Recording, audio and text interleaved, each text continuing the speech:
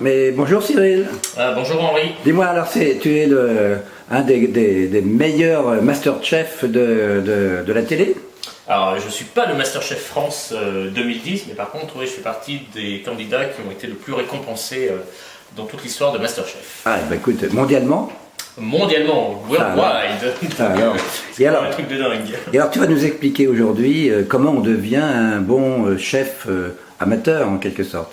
Ah bah oui, il y a plusieurs choses. Alors la première chose, c'est déjà de croire en soi. Là, attends, là tu es en train de faire un truc tout à fait étonnant, c'est du foie gras, c'est pour Noël ça j'imagine? Alors là, je vais préparer un foie gras en fait aux abricots et au champagne. Donc c'est pour Noël, c'est le moment, hein, c'est la période des fêtes qui va commencer. D'accord, et tu le fais au micro-ondes. Tu sais que j'en ai beaucoup parlé dans mon blog, c'est une de mes recettes favorites. Alors je suis content parce que tu es un des rares avec lesquels je discute de ça. Et effectivement, tu m'as donné d'ailleurs quelques conseils tout à l'heure. Ouais. Mais il ne faut jamais le dire à tes convives parce qu'après ils le trouvent un peu moins bon. Mais en fait, le leur, oui. Tu parles du leur, oui, c'est vrai, c'est normal.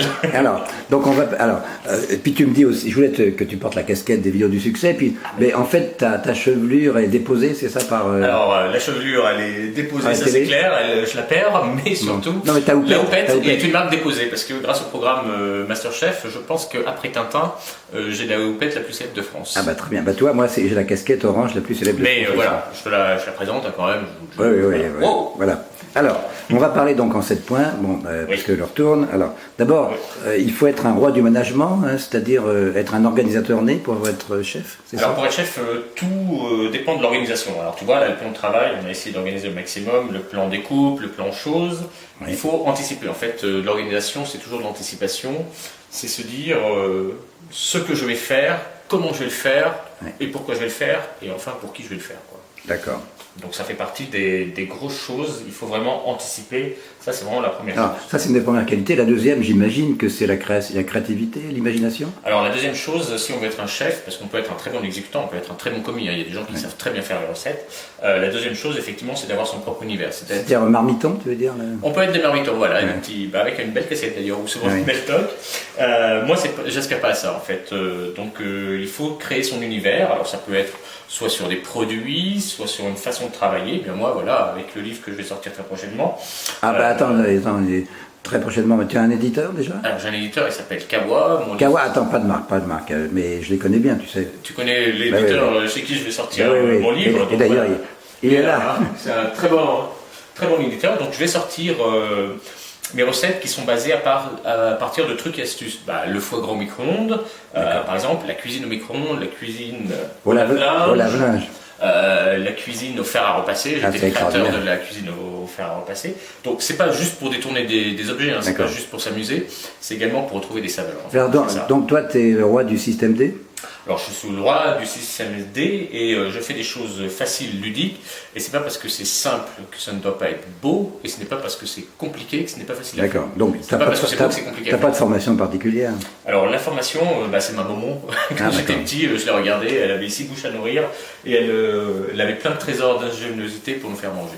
Et donc, pour faire de la cuisine au fer à repasser, quelque part, il faut croire en soi, parce que tu te rends compte, les gens vont... Il y a des sarcasmes à la clé. Alors c'est là où l'imagination fait partie de la chose aussi également, parce que quand j'étais étudiant, moi j'avais pas forcément tout le matériel électroménager, j'adorais déjà cuisiner, et donc un jour en me brûlant sur le fer à repasser, je me suis dit ça c'est une formidable source. Oui. Tu t'es rendu compte que ça chauffait quoi. Je me suis rendu compte que vraiment ça chauffait bien et que ça cuisait bien, puisque j'avais une super clé, et donc j'ai commencé par... tu t'es mangé la main finalement? Je me suis mangé la main, une belle cloque, c'était délicieux, et en fait je me suis rendu compte que, voilà, brûlure, ting, ça chauffe, j'ai pas de four.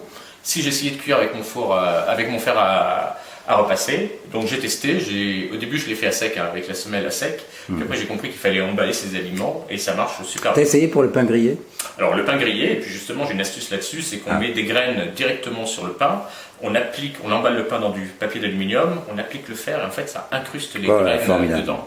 Génial. Alors tu m'en veux pas, mais je sais que j'ai du travail aussi. Hein. Oui, un chef, c'est savoir répondre. Et le stress, alors, il faut résister au stress parce que les invités arrivent, ils sonnent, t'es en cuisine, comment tu fais? Oui, et puis le stress, c'est pas que ça. Tu vois là, justement, j'ai ma recette à finir, il faut pas que mon foie gras tourne, mais c'est également savoir encaisser. Donc se dire, voilà, j'ai plein d'amis qui arrivent à l'improviste, il faut que je cuisine, je peux rater un truc, il faut savoir rebondir. Tu connais l'histoire de Vatel? Ah bah oui, le pauvre. Bah oui, avec son épée, il s'est suicidé. Le pauvre, tout ça parce que le poisson est arrivé juste après. Après Louis XIV. 10 minutes après, 10 minutes après qu'il soit. Oui. Soit suicidé. Bon. Donc voilà, c'est ça, et puis c'est également faire accepter la critique. Donc voilà, on a son univers, on cuisine pour Donc soi. ton ego, tu le mets dans ta poche avec ton mouchoir dessus. Alors il faut en avoir un peu, il faut être mégalo quand on est chef. Hein, Ouais, sinon, si on n'est pas un peu mégalo, de toute façon on réussira jamais. Je m'en doutais que tu faisais partie de la famille des mégalos. Dites-moi que. Dites-moi. L'important c'est qu'on parle de moi finalement, bien ou mal, mais. Alors il y a un point qui m'a bien intéressé dans notre conversation, c'est que tu crois beaucoup au petit bonheur, la chance. Oui, alors ça c'est un truc et qui arrive souvent en cuisine. Alors on va citer les sœurs Tatin, il y a plein d'expériences culinaires comme ça qui arrivent. C'est les choses. Alors tu sais que c'est un nom, ça, ce petit bonheur, la chance, scientifique. Alors, je sais qu'il y a un nom, mais alors je suis incapable de le retenir. Donc je crois, et c'est toi qui me l'as donné, d'ailleurs il faut que je le dise, parce que j'aime bien rendre à César ce qu'il y a à César. Donc c'est le serendipité. La sérendipité. La sérendipité, tu vois, j'ai un peu de mal. Bon. Ben maintenant tu vas faire de la sérendipité en permanence. Ben, j'espère pouvoir faire la sérendipité parce que c'est du bonheur en fait. Quand ça nous arrive, c'est des choses bien. Donc on crée, voilà, le fer à repasser, c'est la brûlure, ting, et ben je rebondis dessus. Ben oui. Et alors, le point, on arrive vers la conclusion. Tu parlais. Déjà, on se quitte. Ah ben oui, on est déjà à 6h25, hein, plus que 25 secondes. Donc le réseau, c'est quoi le réseau cercle? Comment se faire connaître? Ben, le réseau, justement, c'est travailler avec les connaissances, c'est voir, avoir le maximum d'amis, parce que par exemple, on existe, mais ce réseau-là, c'est les personnes qui vont nous faire pérenniser, quoi, qui vont nous permettre de continuer sur notre lancée. Donc ça, c'est important, donc ça se travaille, c'est des connaissances, même si parfois ça fait pas plaisir. Voilà, Et ton projet, donc, c'est d'ouvrir un labo, un resto, une chaîne de resto? Idéalement une chaîne de resto. Non, c'est d'avoir mon laboratoire culinaire, de pouvoir continuer sur les créations et de pouvoir faire goûter cette cuisine à des personnes. D'accord. Ben écoute Cyril, bon courage dans tes projets. Quand est-ce que tu m'invites pour le foie gras là? Alors, le foie gras, il va reposer une nuit, mais demain si tu es disponible, c'est quand tu veux.